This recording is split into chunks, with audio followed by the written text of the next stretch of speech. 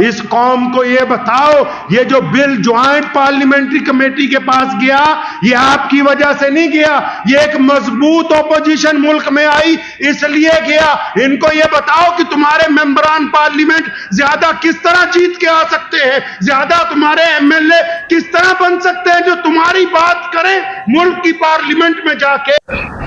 آپ نے سنا ہوگا ابھی آج کل حکومت نے ایک مسئلہ اٹھایا وقف بورڈ کا کہ وقف ترمیمی بل آنا چاہیے۔ اس کے بعد بہت سارے لوگوں نے تحریک شروع کی۔ مجھے علامہ اقبال کا اور تمام اکابرین کے بعض اوقات وہ شعر آج یاد آ جاتے ہیں کہ نادا جھک گئے سجدے میں جب وقت قیام آیا، کہ نادا جھک گئے سجدے میں جب وقت قیام آیا۔ حکومت نے کہا کہ ہم وقف بل لانا چاہتے ہیں، تو کئی ایسے لوگ ہیں جو بھاجپا کا نام لے کے مسلمانوں کو ڈرا کے اپنی روٹیاں سیک رہے ہیں۔ ان سے یہ پوچھو اگر اتنا ہی پیٹ میں درد تھا تو جب ان غریب لوگوں کے گھروں پر بلڈوزر چلائے گئے تب تم کہاں تھے پورے ملک میں؟ تب تم نے جگہ جگہ جا کر کیوں نہیں پریس کانفرنس کی؟ یہ کیوں نہیں کہا کہ ان کے اوپر جو ظلم ہو رہا ہے ہم اس ظلم کے خلاف ہیں؟ اس وقت کہاں تھے تم؟ جب ناجائز مقدمات ہوئے، جب موب لیچنگ ہوئی، اس وقت کہاں تھے؟ اس وقت چپ تھے۔ یہ مسجد، مدرسے، خانقاہیں یہ مسلمانوں سے قائم ہیں ملا جی، یہ مسلمانوں کی وجہ سے قائم ہیں، اور تم ان مسلمانوں کی بات ہی نہیں کرتے جو مظلوم ہیں، جن کے ساتھ زیادتی کی گئی، ان کی بات نہیں کی تم نے پچھلے 5-10 سالوں میں، ان کی بات کرنے لگے۔ وہی تو کہا علامہ نے کہ نادا جھک گئے سجدے میں جب وقت قیام آیا۔ یہ مت بتاؤ کہ وقف ترمیمی بل میں یہ ہو جائے گا تو وہ ہو جائے گا۔ اس قوم کو یہ بتاؤ، یہ جو بل جوائنٹ پارلیمنٹری کمیٹی کے پاس گیا، یہ آپ کی وجہ سے نہیں گیا، یہ ایک مضبوط اپوزیشن ملک میں آئی اس لیے گیا۔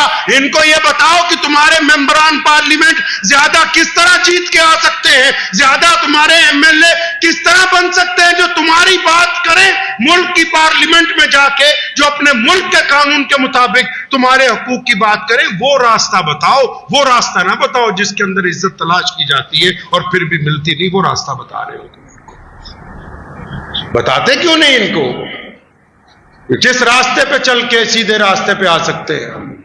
پیارے محمد صلی اللہ علیہ وسلم نے یہ بات سکھائی، مصلحت کے نام پر غریب جھوٹ بولے تو جھوٹ، امیر جھوٹ بولے تو وہ صفت ہو گئی ہے۔ غریب جھوٹ بولے تو بے ایمان، چودھری جھوٹ بولے تو خوبی۔ غریب آدمی جھوٹ بولے تو وہ قذاب کہلائے، اور جو لوگ ممبر و محراب پر بیٹھے ہوئے ہیں وہ اگر جھوٹ بولے تو کوئی فرق پڑنے والا نہیں۔ ان کو یہ بتاؤ کہ اسلام کیا کہتا ہے۔ محمد رسول اللہ صلی اللہ علیہ وسلم نے حکم فرمایا کہ ہمارے درمیان مصلحت کی کوئی چیز نہیں ہے، ہم نے چھپا کے کوئی کام نہیں کیا، جو بھی باتیں کی ہیں وہ سر بازار کی گئی ہیں۔ اللہ کے نبی صلی اللہ علیہ وسلم نے پسند کیا سچ بولنے کو۔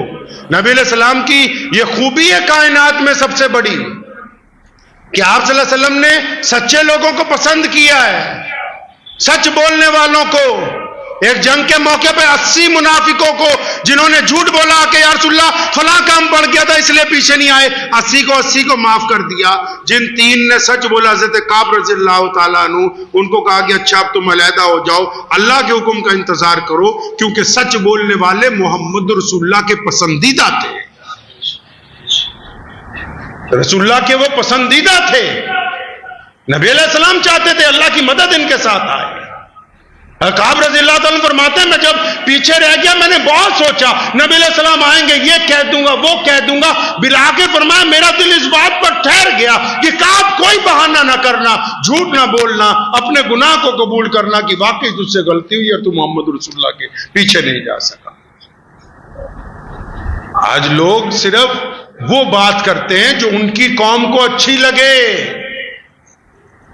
یوٹیوبر ہوں چاہے بڑے بڑے لیڈران ہوں، لوگ بس اتنی سی بات کرتے ہیں جو ان کی صرف قوم کو اچھی لگے، لیکن اسلام کی یہ روایت نہیں ہے۔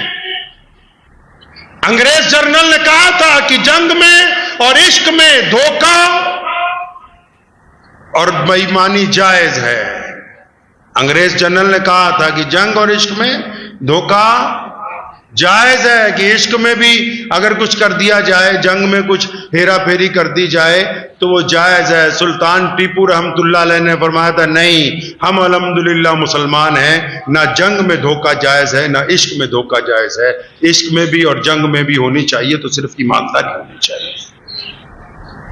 عام سی بات، وقف ہے کیا؟ وقف بورڈ نہیں، وقف بورڈ تو صرف کسٹوڈین ہے۔ کسٹوڈین مطلب رکھوالا ہے، مالک نہیں ہے۔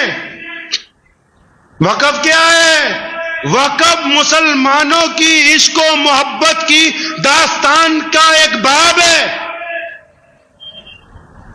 وقف مسلمانوں کی طرف سے اپنے رب اور اپنے رسول کے لیے جو پیار ہے نا، اس کے اظہار کا ایک نمونہ ہے۔ کسی سرکار نے ہمیں جگہ نہیں خرید کے دی، حکومت اس لیے اس میں دخل نہیں دے سکتی کیونکہ جو کروڑوں سمپتیاں پوری دنیا میں ہیں یا ہمارے دیش میں جو وقف کی سمپتیاں ہیں وہ کسی سے بھیک میں ہم نے نہیں مانگی ہیں، وہ بڑی بڑی جائیدادیں مسلمانوں نے اپنے اللہ کے عشق میں، اپنے رسول کے عشق میں ان کو اپنے رب کے نام پہ وقف کر دیا کہ ان کی آمدنی سے رب اور رسول کے دین کا کام ہوگا، ان کی آمدنی سے غریبوں کی بھلائی کی جائے گی۔ اس میں کسی کا دخل نہیں ہے، یہ عشق و محبت کی داستان ہے۔ حکومت بھی اس بات کو سمجھ لے کہ جتنے وقف بورڈ ہیں نہ یہ مالک ہے نہ حکومت مالک ہے، مالک اللہ ہے وقف کا۔ کیونکہ جس بندے نے وقف کی ہے اس نے یہ لکھ کے وقف کی کہ یہ جائیداد، یہ کھیت، یہ محل، یہ مسجد، یہ دکانیں میں وقف کر رہا ہوں اپنے اللہ کے نام پر۔ آج کے بعد یہ بیچی نہیں جائیں گی، آج کے بعد ان کی رجسٹری نہیں ہوگی، آج کے بعد فروخت نہیں ہو کیا جائے گا، ان سے کرایہ لائیں گے، اس کرائے سے مسجدوں کو پیسے دیں گے، مدرسوں کو دیں گے، قبرستانوں کو سدھاریں گے، بیواؤں کو پینشن دیں گے، اسکول چلائیں گے، اسپتالوں کو پیسے دیں گے۔ لیکن یہ جو اللہ کے نام پر جائیداد وقف کر دی، اس کو کوئی مائی کا لال بیچ نہیں سکتا۔